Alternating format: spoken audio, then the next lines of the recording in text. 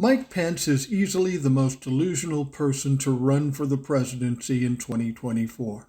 I mean, he really thinks he has a chance in spite of the fact that half of his party hate him, a third of his party want to kill him. But he still thinks somehow, some way, he's got a chance to be the Republican nominee and win the presidency. Now, there's some confidence.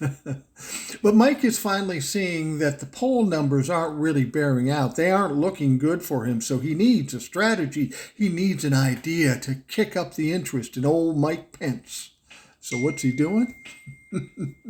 He's deciding that he's going to pattern himself and emulate a Reagan conservative. Oh, yeah, that's a good idea, Mike.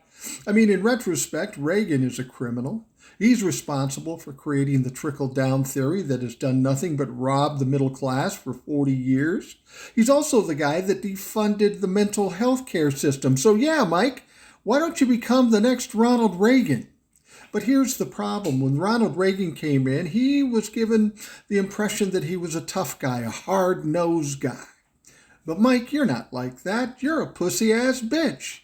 You're running around the Capitol, running away from Trump fans, bending over for Donald Trump and anybody else that could give you a fucking hand.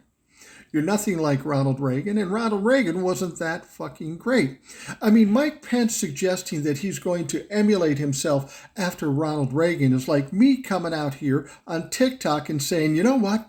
I'm going to emulate Denzel Washington. All I'm missing is the talent, the good looks, and I happen to be white.